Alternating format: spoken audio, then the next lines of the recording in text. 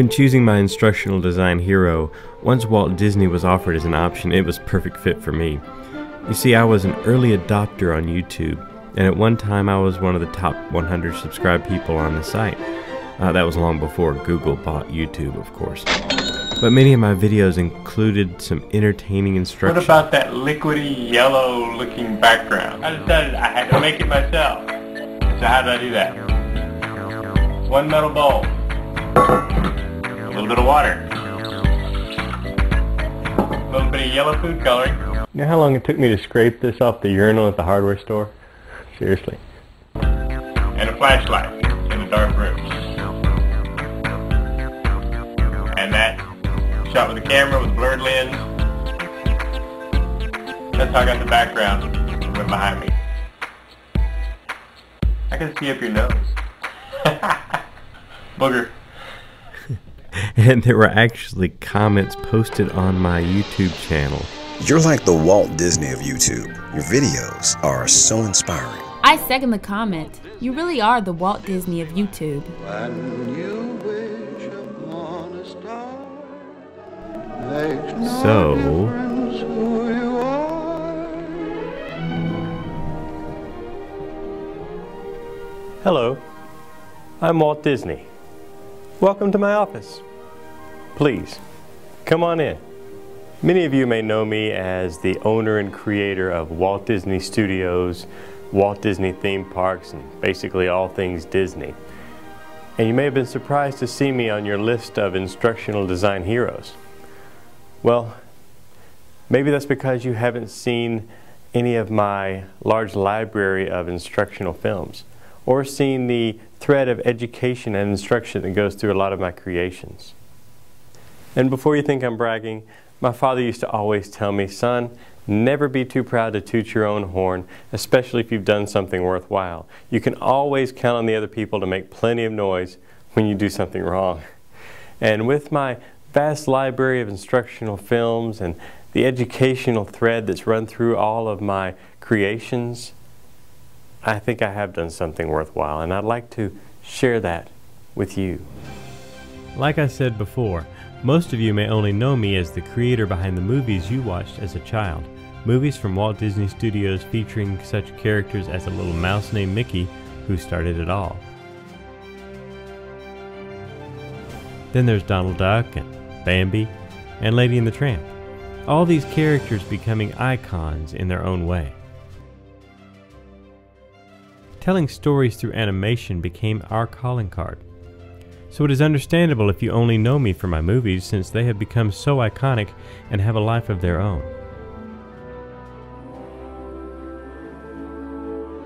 But another possibility when you hear the name Walt Disney is that you may think of theme parks. Disneyland, for instance, was created from a dream. And in Southern California, it has become a vacation destination for many a family, and it has spawned Disney theme parks all around the world. And if you've been to one of my theme parks, you may have noticed that even though they are meant to be entertaining, there's still an element of education that runs throughout the parks. Still, nothing we have mentioned thus far is anywhere near enough to have me be on the list of instructional design heroes. So where is the evidence of instructional design? Is your instructor, Dr. Hopper, out of his mind to have me on such a list? Well, let's see. First, let me set the stage a bit. At Walt Disney Studios, as we perfected the art of animation, it was always used to tell stories, and those stories brought characters to life. I take great pride in the artistic development of cartoons. Our characters are made to go through emotions, and until a character becomes a personality, it cannot be believed. Without personality, the character may do funny or interesting things, but unless people are able to identify themselves with the character, its actions will seem unreal. And without personality, the story cannot ring true to the audience, because I firmly believe that animation offers a medium of storytelling and visual entertainment which can bring pleasure and information to people of all ages everywhere in the world. So perfecting these things in our animation, bringing these characters to life and building a relationship between the audiences and these characters served us well when we did our instructional films. We were able to use these well-known and endearing characters to deliver messages and information in a more palatable way. So let's take a look at some of my instructional films and see what we can learn about instructional design from them. Basically, my instructional films were in multiple styles and covered multiple learning domains. Some were very serious, while others mixed education with a little or a lot of humor. Like I've always said, laughter is no enemy to learning. Some of the less serious films were a series of shorts starring Goofy, and with a name like Goofy, you know that the content is not going to be too deep. For instance, How to Play Golf is not a strict how-to video, but it does teach you about the game while hopefully making you laugh. The golfer is sometimes tempted to remove his ball to a slightly better position. This is strictly forbidden. Always play the ball where it lies. And while this series of Goofy films are fun, I really want you to see the films where the learning is of the utmost importance.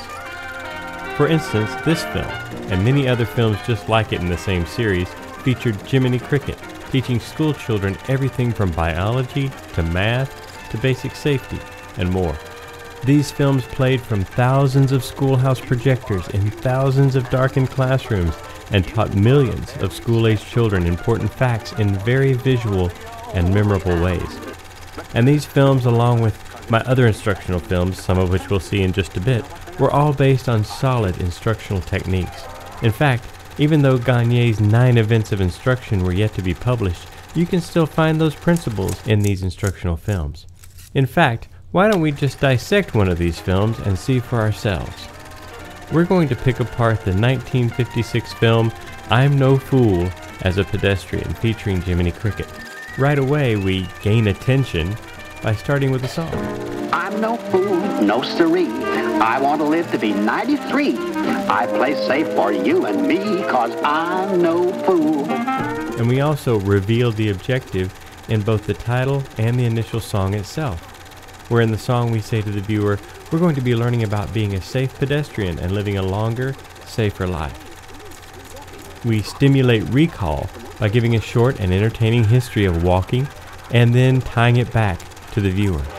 Today, despite all his problems, the pedestrian stubbornly keeps right on walking. It's still the most popular form of exercise, and lots of people walk constantly in their own jobs.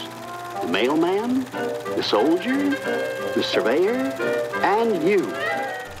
Then we get to the meat of the presentation, where we present the material.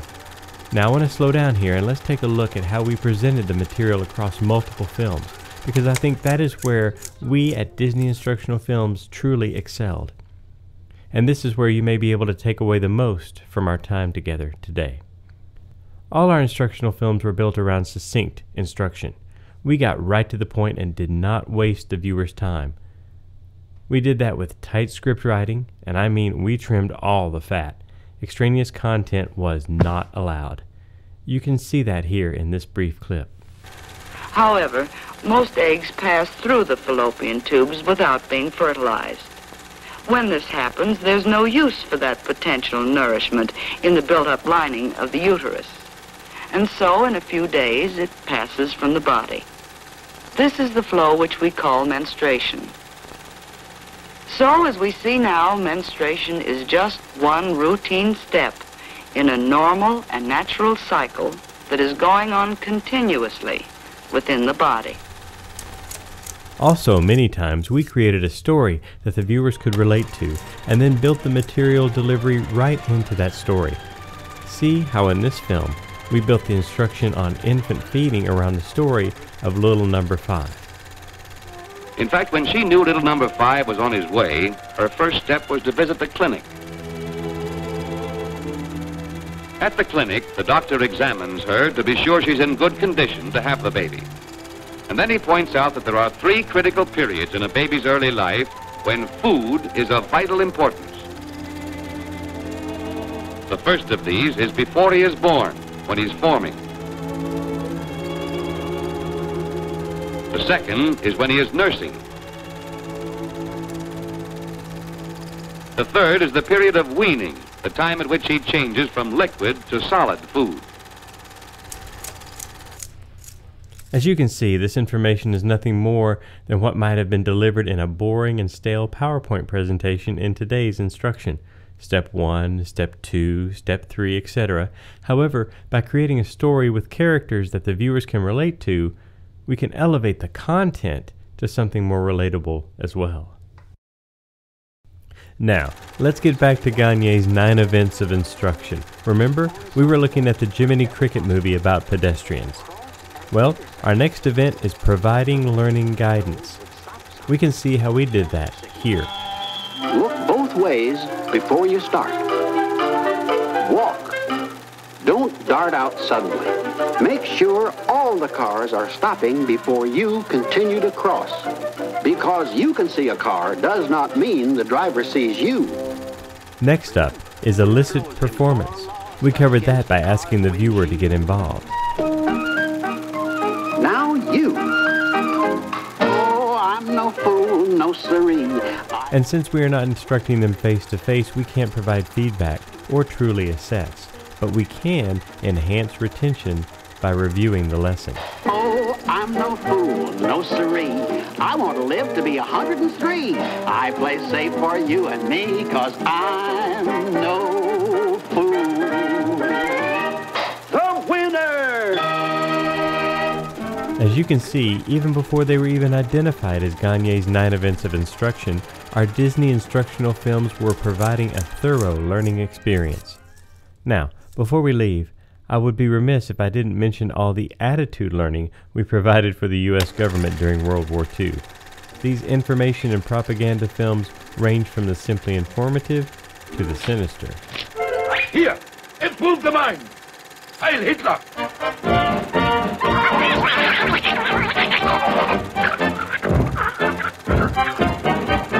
Wenn der Führer says, wie ist der Master Race? We heil, right in the Führer's face. That's involved. Under this insignia is shipped food that will win the war.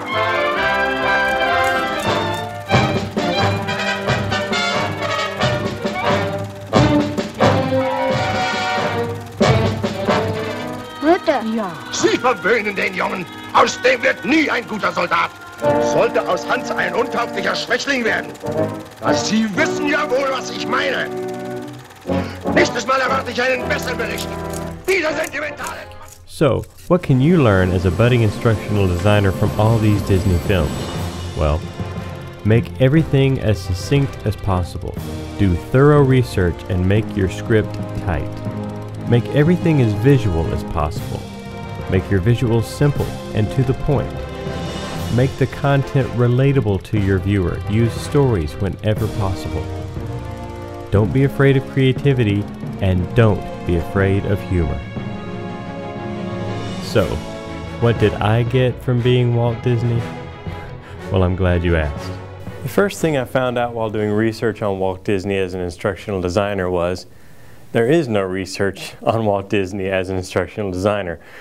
So basically that meant I had to just watch all his instructional films and find from that how we can apply his instructional methods to what we do today in instructional design. And that's where it applied to me. Basically, I've done video as the majority of my instructional design for years. And I've always wanted to be like Walt Disney in doing so. But I've been holding back because I thought, you can't be that creative. You can't use humor. You just have to be, calmer, cooler. And basically, watching all of his instructional films and the great variety that he used in them has freed me up to be more creative. And that's where the problem lies a lot with instructional design, which is so systematic. Basically, we have to fall within these systems for our creation, like the Addy model or the Dick and Carey model, things of that nature. But the journal article type research that I did do was on creativity in instructional design and how to get those two worlds to cooperate, if you will, because the systematic nature of instructional design and the non-systematic nature of creativity don't always go together. In fact, many say that it's impossible. However, in the research I did do, I found a nice jewel called the Creativity Loops model that you can then add to the other ISD models if you needed to be systematic about your creativity. I'll include a reference to that in your takeaway document, so you'll have that. Well, I know this has been a long presentation. I appreciate your patience. Thank you for watching. I hope that you can get something from this. I know I did. Thanks.